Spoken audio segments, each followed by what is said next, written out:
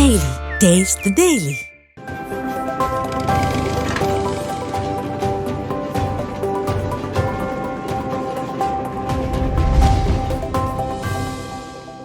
தேசிய அளவிலான போட்டிக்கு சென்று கும்பமேளா கூட்ட நெரிசலில் சிக்கி ஊர் திரும்ப முடியாமல் தவித்த தமிழ்நாட்டை சேர்ந்த மாற்றுத்திறன் வீரர்கள் விமானம் மூலம் சென்னை திரும்பினர்.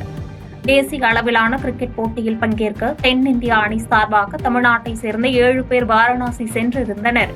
விளையாட்டுப் போட்டிகளை முடித்துவிட்டு சென்னை திரும்ப முற்பட்ட போது கும்பமேளா சென்று திரும்பிய மக்களின் கூட்ட நெரிசலில் சிக்கி ஊர் திரும்ப முடியாமல் தவித்தனர்.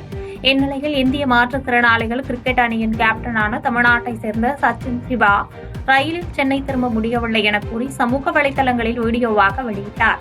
இதனை அறிந்த முதலமைச்சர் மு.க.ஸ்டாலின் விமானம் மூலம் வீரர்கள் பத்திரமாக சென்னை திரும்ப வழிவகை செய்த நிலையில் வீரர்கள் அனைவரும் விமானம் மூலம் சென்னை வந்தடைந்தனர்.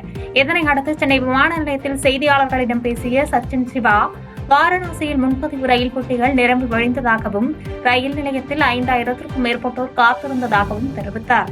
இதனால் ஊர் திரும்ப முடியாமல் தவித்த தங்களை பத்திரமாக சென்னை திரும்ப உதவி செய்த முதலமைச்சருக்கு நன்றி தெரிவிப்பதாகவும் கூறினார். தமிழக முதல்வர் ஐயா அவர்களுக்கும் உதயநிதி ஐயா ஸ்டாலின் அவர்களுக்கும் எங்களது மனமார்ந்த நன்றியை தெரிவித்துக் கொள்கிறோம். எங்கள் குடும்பமும் ரொம்ப மகிழ்ச்சியாக இருக்கிறாங்க. எல்லாருமே ரொம்ப கவலைப்பட்டுக்கிட்டு இருந்தாங்க. இப்போ எல்லாருமே சந்தோஷமாக இருக்காங்க. வந்து சேர்ந்துட்டோங்க. கண்டிப்பாக நாங்கள் ட்ரெயினில் வந்திருந்தா உறுதி சொல்லியிருக்க முடியாத ஒரு சூழ்நிலை தான் இருந்துச்சு. ஏன்னா நேற்று கூட 18 பேர் இறந்துட்டாங்கன்ற மாதிரி தான் இருந்துச்சு. இல்லை எல்லாருமே பிசிக்கலி சேலஞ்சு, இவங்க எல்லாத்தையுமே பொறுப்பாக கூட்டு வரணுன்றனால கொஞ்சம் அந்த மாதிரியெல்லாம் ஆகிடுச்சு. So thank you so much.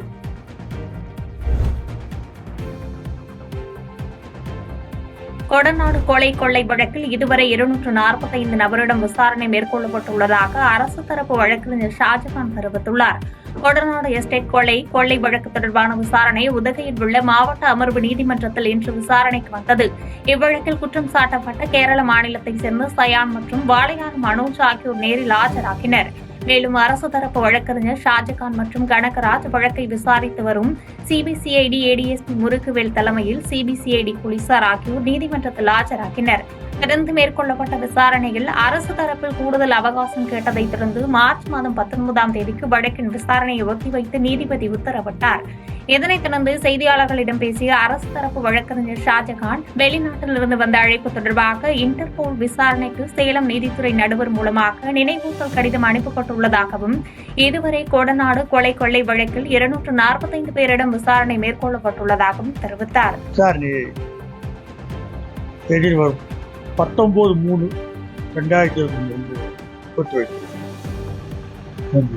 Interpol சம்பந்தமான விசாரணை அறிக்கை இதுவரை இது சம்பந்தமாக சேலம் நீதித்துறை அலுவலகம் மூலமாக ஏற்கனவே நிகழ்ச்சி ஒன்றும் அனுப்பப்பட்டது.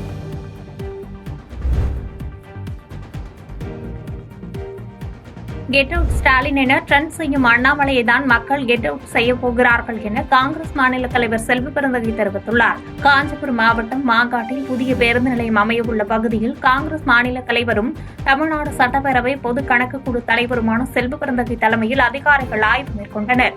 தொடர்ந்து சிக்கராயபுரம் கல்குவாரியிலிருந்து சென்னை செம்பரம்பாக்கத்திற்கு நீர் அனுப்பும் பணிகள் குறித்தும் ஆய்வு மேற்கொள்ளப்பட்டது. தொடர்ந்து செய்தியாளர்களை சந்தித்து பேசிய செல்வ பெருந்தகை, சென்னை மக்களின் குடிநீர் ஆதாரமாக விளங்கும் செம்பரம்பாக்கம் ஏரிக்கு நீர் அனுப்பும் பணிகள் குறித்து ஆய்வு மேற்கொண்டதாக தெரிவித்தார். மேலும் கெட் அவுட் ஸ்டாலின் என ஹேஷ்டாக் ட்ரெண்ட் செய்யப்பட்டு வருவது குறித்து எழுப்பப்பட்ட கேள்விக்கு, அப்படி ஒரு ஹேஷ்டாக்கை ட்ரெண்ட் செய்யும் அண்ணாமலையை தான் பொதுமக்கள் கெட் அவுட் செய்வார்கள் என தெரிவித்தார். சிறிய நீர்த்தேக்கம் ரிசர்வாயர் போன்ற அமைப்பதற்கான திட்டம் கெட் அவுட் ஸ்டாலின் ஹேஷ்டாக் வந்து கெட் அவுட் ஸ்டாலின் அந்த ஹேஷ்டாக் வந்து ட்ரெண்டிங் யார் பண்ணது? யார்? எதிர்கட்சிகள் தான். எதிர்கட்சினா எந்த எதிர்கட்சி? அண்ணாமலை அவர்கள் ட்வீட் பண்ணாங்க. அவரை தான் கெட் அவுட் பண்ண போறாங்க. உங்களை நீங்க கூறிய வந்து மாவட்ட தலைவர்கள்லாம் வந்து அதெல்லாம் எங்க கட்சியில அதெல்லாம் ரொம்ப ரொம்ப சகஜம்.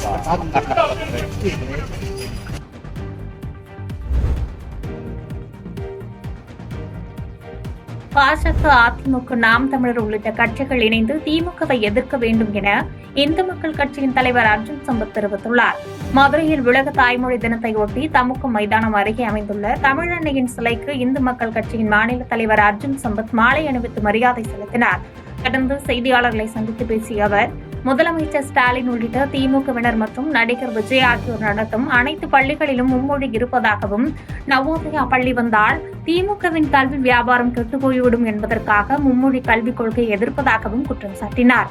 கேரளா, கர்நாடகா, ஆந்திரா உள்ளிட்ட மாநிலங்களில் மும்மொழி கொள்கை ஏற்றுக்கொண்ட நிலையில் தமிழ்நாட்டில் திமுகவினர் உள்நோக்கத்தோடு செயல்படுவதாக குற்றம் சாட்டிய அவர், உலகின் number 1 hashtag trending get out Stalin தான் எனவும் தெரிவித்தார். மேலும் அதிமுக மட்டுமின்றி பாஜக, நாம் தமிழர் கட்சி உள்ளிட்ட அனைத்து கட்சிகளும் இணைந்து திமுகவை எதிர்க்க வேண்டும் எனவும் தெரிவித்தார். தமிழனை ஏமாத்திட்டு சினிமா போட்டு காட்டி சாராயம் வித்து இப்படியே ஏமாத்திட்டு இருக்கலான்னு தான் நினைக்கிறாங்க. அதனால மும்மொழி கல்விக் கொள்கை நாடு முழுக்க ஏற்றுக்கொள்ளப்பட்ட கல்விக் கொள்கை. கம்யூனிஸ்ட்காரன் கேரளாவில் ஏற்றுக்கிறேன், இங்கேயே வேண்டாங்க. அதனால் இது ஒரு பெரிய சீட்டிங். கெட் அவுட் மோடிம்பியா நீ? இன்னைக்கு கெட் அவுட் மோடி அப்படிங்கிறத மாறி இன்னைக்கு இந்தியா முழுக்க நீ ஒரு ஊரில் ஒரு மாநிலத்தில் ஒரு கட்சி வச்சிருக்கிற, புரியுதா? ஆனால் இந்த உலகத்திலே மிகப்பெரிய அரசியல் கட்சி பிஜேபி, உலக மக்களுடைய தலைவர் நரேந்திர மோடி, அவரை நீ கெட் அவுட்னு சொன்னீங்கன்னா அதுக்கு தான் அண்ணாமலை பதிலடி கொடுத்துருக்கிறார். Get out Stalin. இன்னைக்கு உலகத்தில் நம்பர் 1 ட்ரெண்டிங் எது? Get out Stalin. யார் சொன்ன அதிமுக எதிர்கட்சி? அதிமுகவும் எதிர்கட்சி தான், பிஜேபியும் எதிர்கட்சி தான், என்னங்க நாம் தமிழரும் எதிர்கட்சி தான். ஏன் எல்லாரும் சேர்ந்து திமுக எதிர்த்தா என்ன உங்களுக்கு பிரச்சனை?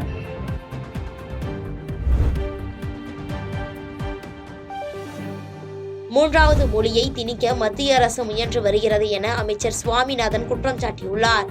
கோவை ஈச்சனாரி பகுதியில் உள்ள தனியார் கல்லூரி அரங்கில் உவகை பெருவிழா கொண்டாட்டம் நடைபெற்றது.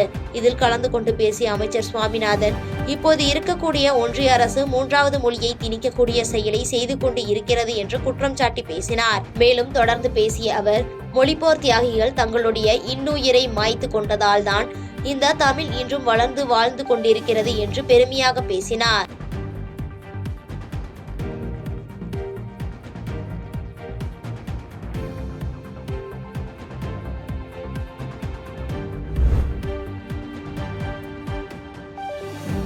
தேர்தல் வழக்கு தொடர்பாக தேனி மாவட்ட ஒருங்கிணைந்த நீதிமன்றத்தில் முன்னாள் நாடாளுமன்ற உறுப்பினர் OP ரவீந்திரநாத் நேரில் ஆஜராகினார். கடந்த 2021ஆம் ஆண்டு நடைபெற்ற சட்டமன்ற தேர்தலின் போது போடிநாயக்கனூர் தொகுதியில் போட்டியிட்ட முன்னாள் முதலமைச்சர் O பன்னீர்செல்வத்திற்கு ஆதரவாக அவரின் மகன் OP ரவீந்திரநாத் பிரச்சாரத்தில் ஈடுபட்டார். அப்போது கவுண்டன்பட்டி என்ற பகுதியில் பிரச்சாரம் செய்தபோது அங்கிருந்த அம்மா மக்கள் முன்னேற்ற கழக நிர்வாகிகளுக்கும் OP ரவீந்திரநாத் ஆதரவாளர்களுக்கும் வாக்குவாதம் ஏற்பட்டு சண்டையில் முடிவடைந்தது. இது தொடர்பான வழக்கு தேனி மாவட்ட நீதிமன்றத்தில் நடைபெற்று வந்த நிலையில் இந்த வழக்கு தொடர்பாக நீதிபதி முன்பு ரவீந்திரநாத் நேரில் ஆஜராகி சாட்சியம் அளித்தார்.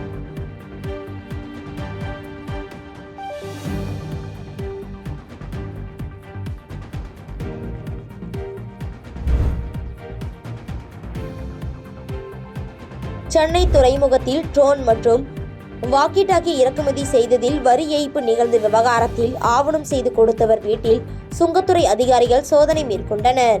சென்னை துறைமுகத்தில் கடந்த சில வாரங்களுக்கு முன்பு 13 கோடி ரூபாய் மதிப்பீட்டில் ட்ரோன்கள் மற்றும் வாக்கி டாக்கியை தனியார் நிறுவனம் இறக்குமதி செய்த நிலையில் அதனை மடக்கி பிடித்து விசாரணை மேற்கொண்ட சுங்கத்துறை அதிகாரிகள் வரி ஏய்ப்பு நடந்ததை கண்டறிந்தனர்.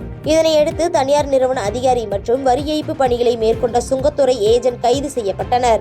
இந்த நிலையில் ட்ரோன்கள் மற்றும் வாக்கி டாக்கியை இறக்குமதி செய்வதற்கு ஆவணம் தயாரித்து கொடுத்தது தொடர்பாக தண்டையார்பேட்டை பகுதியைச் சேர்ந்த சதீஷ் என்பவரிடம் விசாரணை மேற்கொள்வதற்காக சுங்கத்துறை அதிகாரிகள் அவரது வீட்டிற்கு வந்தனர். வீட்டில் சதீஷ் இல்லாத நிலையில் வீட்டின் கதவை அவரது மனைவி திறக்காமல் இருந்துள்ளார்.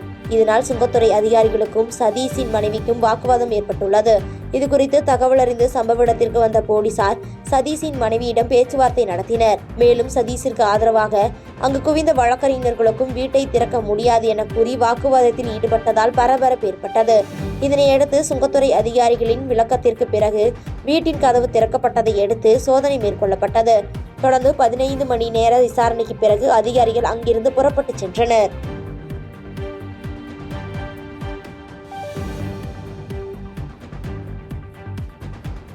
பாதகம் செய்பவரை கண்டால் நாம் பயம் கொள்ளலாகாது பாப்பா. மோதி மிதித்துவிடு பாப்பா, அவர் முகத்தில் உமிழ்ந்துவிடு பாப்பா. அண்மை செய்திகளை உடனுக்குடன் தெரிந்து கொள்ள இணைந்திருங்கள் எம் நாடு தொலைக்காட்சியுடன்.